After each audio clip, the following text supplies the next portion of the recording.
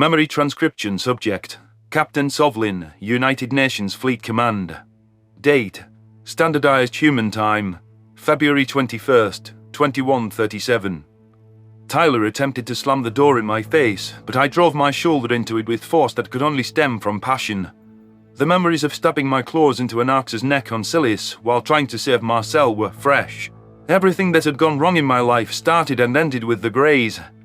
The reason I tortured the kind-hearted human was because I equated Earth's sapient predators with these child-eating reptilian abominations.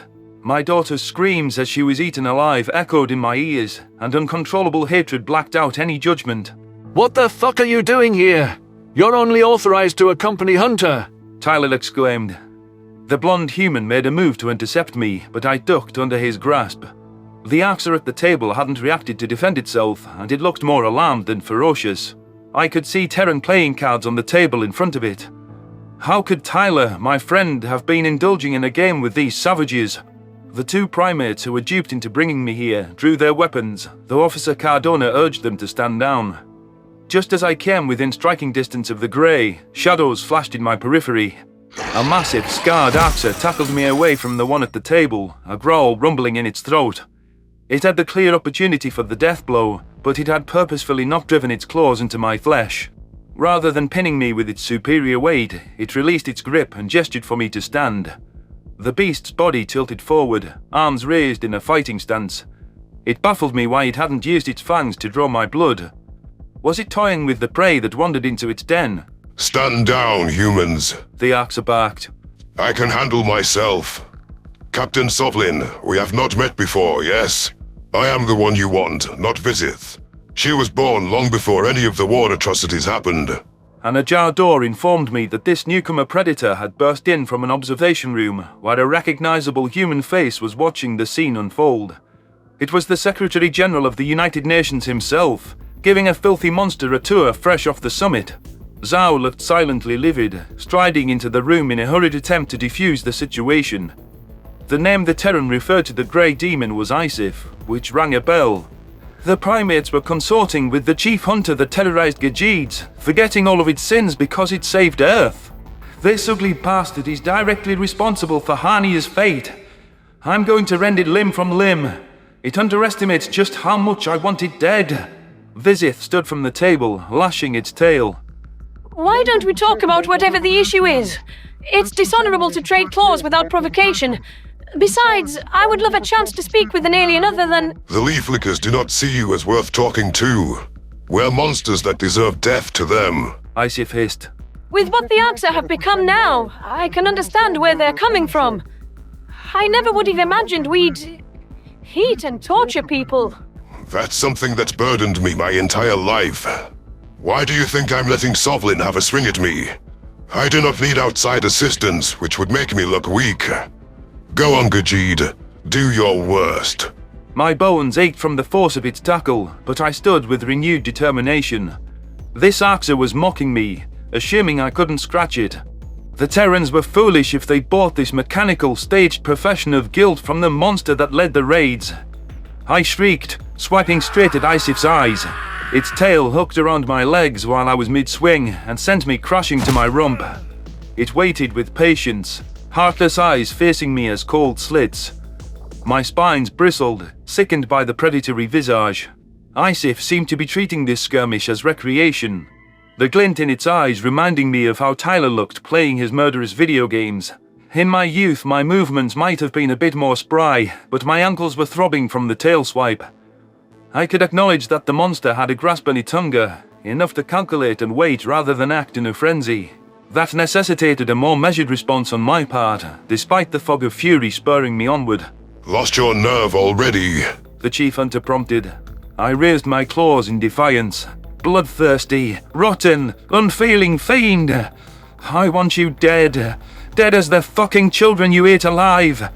You stole my family! Creeping forward with purposeful steps, I kept all of the Arx's offensive weapons in my peripheral vision.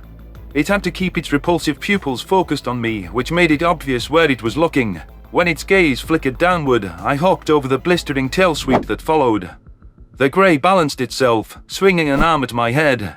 I landed just in time to duck and popped back up to swipe its snout. Crimson red blood, the same iron-rich colour as the humans, spurted from its nostrils. The UN soldiers looked ready to intervene, treacherously worried when I drew the Grey's blood. Stop attacking Isif at once! That's an order, Sobling! Zhao growled, his own brown eyes narrowed in predatory fashion. I darted out of Isif's range, daring him to come to me. Fuck you! The Greys are animals! Existential threats! This is why you weren't supposed to know any of this, Tyler shouted. You can't control yourself or be trusted with any info involving the Arxa. The Federation started all of this. We can prove they weren't always like this. I don't care! You have never understood how they deserve to writhe. Their words, their past, their supposed change of heart. It doesn't matter. It doesn't fucking matter. Isif bared its savage fangs, instruments of death which evolved for the sole purpose of dissecting sinew and crunching bone. The monster pounced toward me, jaws wide open. The terror of being eaten made me slow to react, disgusted by the carnivore's gaping maw revealing the accrual of filthy drool.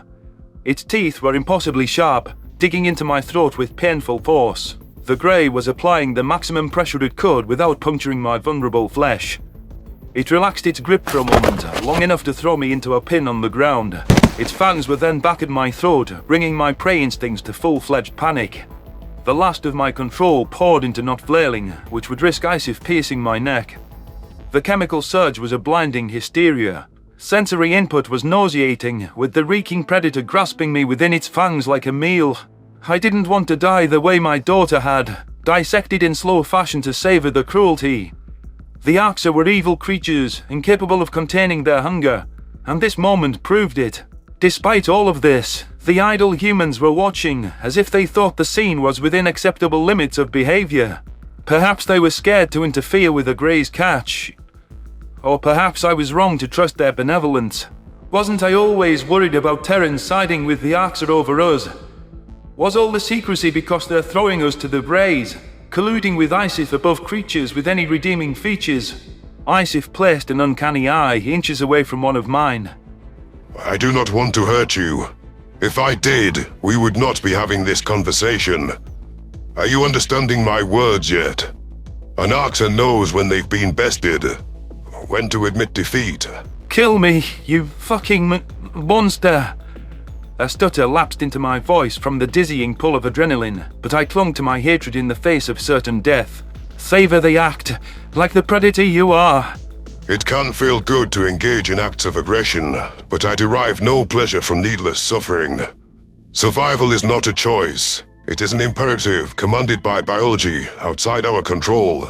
The societal confines under the Dominion mandated horrible actions. Evil is not natural. It is gradual, hardened by time and birthed of ideas. It is a phenomenon of sapience, not predation. Only predators eat people. You lost the right to call yourself sapient with the first child's carcass you munched on. I'm sorry for every meal I ever had. I had no choice. So while objective fault cannot be assigned in such circumstances, my conscience assigns guilt all the same. It is unforgivable. That's why you must die, scum. Were I not vital to the efforts for a peaceful future, I would agree with your assessment. By your own words about the right to be deemed sapient, Vizith has not lost her status. She never ate any creature with sophons in her life. She was rescued from the archives, and her people might as well have been a different species.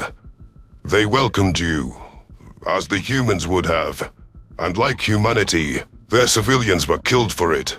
Direct your anger at me. The Arxa, for an unfathomable reason, opened its jaws and allowed me to crawl away on the floor. Why would it spare defenseless prey when it could literally taste my flesh on its tongue? Perhaps it was deceiving the humans, who clearly trusted it enough to let it place its gross, chipped fangs on my throat. It had more control than I'd anticipated from a vile Grey, but I didn't buy for 1 second that their species was different in the past. The Federation brought out a viciousness that was their existing inclination. No worthwhile race could have hunted other civilizations like they had. The UN soldiers bound my wrists as though I were the criminal. Tyler and Zhao both stared at me with disapproval.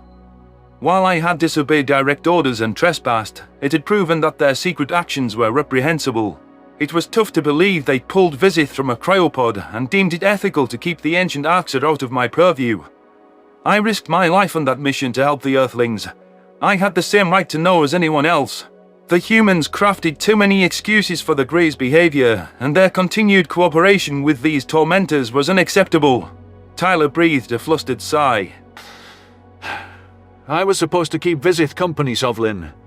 She's a guest, and she's not dangerous. You can't be questioning our judgment and poking your nose where it doesn't belong. I'm tired of you treating the Arxer like genuine people, I spat. They're not. You know what? Either you sit and talk to Visith like an adult, or I'll have you charged for insubordination. Your pick. As if I'd ever care what a Grey has to say. My decision is self-evident. Zhao tapped his chin. Do you think the Arxer are evil? Of course I do. You humans can't even say that word. What the Dominion have done is evil, but that's why they're sapient. It takes intention and knowledge to be malicious. Animals just exist, unbeholden to our morality. The capacity for good and evil are adjacent to one another. Oh, I get it. You think you see yourselves in them. They are way different. Humans might have had savage outliers in your past, but it wasn't your whole fucking society. That's the problem with outliers. Left unchecked, you realize one day that they've become your whole society in plain sight. I opened my mouth to argue, but my treacherous thoughts turned to how easily the Federation ensnared countless societies in its web of lies. Our entire society was disingenuous, and the loudest voices all had called to slaughter the peace-seeking humans. Secretary-General Zhao's words boasted the conviction of truthfulness, and Carlos's old lesson from the Battle of Silis rang in my ears. That's the belief that makes monsters of us all. Nobody has empathy for someone that is too unlike. When the dots connected before my eyes, that the Arxer had en masse been convinced that aliens weren't people, I couldn't deny that it fit with true evil. The humans viewed the Greys' trajectory as a knowing, purposeful decline into depravity. Where I wanted to find a monster beyond comparison, I saw the Federation mirrored. Both parties were to blame for what happened to my family, and for that, they were irredeemable. I hated that I'd served for years beneath the Federation's banner, fighting for their causes, as much as I loathed the carnivorous creatures in this cell. Perhaps the Arxer were once capable of a slight semblance of civilization, since their decline had to start from something that wasn't this abominable. The Colchians contacted those demons as sapiens, and by Nikonus' own admission, starved them soon after. Maybe Visith is capable of restraining her bloodthirsty instincts, because unlike the humans, Arxer certainly possess those. Isif was drooling, and the brutality in the Greys' mess hall on that cattle ship. Zhao pointed a hand to the table. We want peace. Make your choice. Be a part of that vision, or refuse and help the Federation and the Dominion keep us in this cycle of death. Tyler seemed surprised as I gave the ultimatum genuine consideration. The ancient Arxer had returned to its spot at the table, watching me with an unblinking stare that seemed to x-ray my skeleton. Isif's pupils darted between me and Visith, perhaps regretting relinquishing a Gajid prey to fatten itself up. No doubt both Greys had cued in on my vulnerable areas and fleshiest organs the second I stepped into the room. There was no depth of emotion when I peered deeper into those terrible eyes. Unlike when I'd gazed into Marcel's from my jail cell. The Arxer were soulless predators, incapable of kindness. Their exteriors had zero clues that didn't scream cold-blooded killing machine. Still, as suicidal as it seemed on an instinctual level, the debt I owed to the UN compelled me to comply with Zhao's urgings. My feet shuffled toward the table with hesitancy, feeling instinctive disgust and apprehension swell within my chest. Every neuron summoned the impulse to run away from the ravenous beast, who I couldn't hope to best with my arm still chained. Visith drummed its claws on the table. Your visit was most insightful, Isif. I'd like to speak to Sovlin alone, and not while being watched like some zoo exhibit. I do not know this zoo word. Is that a term of the human lexicon? Isif asked. No, it's Morvim, like all my other words. Since your language has been dead for many centuries, my knowledge is negligible. I must research this zoo concept. Perhaps my human friends can aid me. I'll leave you to be, Visith. The chief hunter departed from the observation door it came from with Zhao, while the ancient Arxer looked mistrustful of the modern predator that had schooled me. Then again, I suppose I was being foolish to assign any emotion to a grey's countenance. However, it was an undeniable fact that Vizith waited for Isif to be out of earshot to address me directly. The carnivore gestured for Tyler to retake his seat, and it tended to the playing cards it had abandoned. The blonde human watched me with disbelieving eyes, relaxing his posture for the first time since I barged in. I can't begin to express my shock, waking up to find the genocidal Northwest Bloc won, and that the galaxy sees my entire race as people-eating monsters. Vizith hissed. We were fascinated by the idea of aliens. I guess Betterment has bred out all curiosity too. Your behavior is unhinged, Sovlin, but I agree that these Arcs are beyond saving. They are no longer recognizable, no longer people. I recoiled at how smooth and reproachful the grey's speech was. How could your society ever have had meaningful differences from today? For starters, we cared about each other. Social and non-social Arcs managed different roles in society, being on opposite ends of the spectrum, but we respected the contributions of both types. At least in my nation. The Northwest Bloc wanted to destroy the Morvim Charter, though, and we feared the war would kill us all. That might have been better than losing to those megalomaniacs. I am so unspeakably horrified by everything the humans say we've done since then. Why would you care? Because they made thinking people cattle and wiped out entire societies. So many needless deaths. Whole generations born into war, and no freedom of expression. Betterment has become so comically villainous with the titles and hunting obsessions that it's not even funny. They didn't use those titles back in your day. Know your savageness, Tyler commented. They would have been a mockery if they did. What's admirable about not landing a clean kill, choosing cruelty over honor? Anyhow, I got abducted by the Far Sul on a mission to Kissium, a neutral state the Bloc invaded in their quest for power. I was enlisted as a soldier against those bastards, and I wanted to stop them from hurting innocent civilians. Not watch them carry out atrocities in the stars. I struggled to meet the beast's eyes. Axa hunters ate my daughter alive. I offer my sincere condolences. That must have been wretched to go through. I'll have you know that I would never do anything like that. The Axa I knew would never commit such vile murders, because it's unthinkable. It must baffle you that we could have ever been anything else after witnessing such a graphic and personal atrocity. This is a nightmare of epic proportions to me, too. Imagine how you would feel finding your own species in such diabolical straits centuries later. Even with the Gravelly Register, the content of this beast's words seemed more like a human speech pattern than that of a terrorizing predator. It was worlds apart from Koth or even Isif. I would have never imagined that an Arxa could put such eloquent, civilized sentences together. Deciding to humor the carnivore, I engaged in the thought exercise.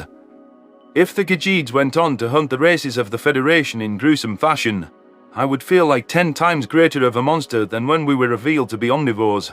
What could be more appalling than seeing your species reduced to mindless, hated savages with its worst members from your time in charge?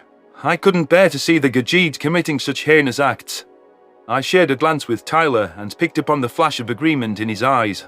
The human had wanted me to empathize with an Arx's plight.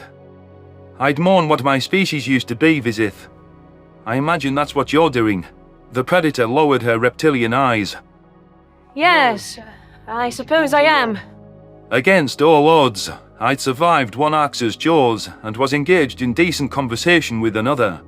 A part of me wondered if things could have been different had savagery not overtaken their entire society. Could carnivores have conducted themselves like any other species? The humans had seen something more than malicious monsters from the outset, and with Vizith slashing down my preconceptions, it was tough to claim the primates didn't have a case. For the first time in my life, I spotted a tinge of sapience in the galaxy's original predators.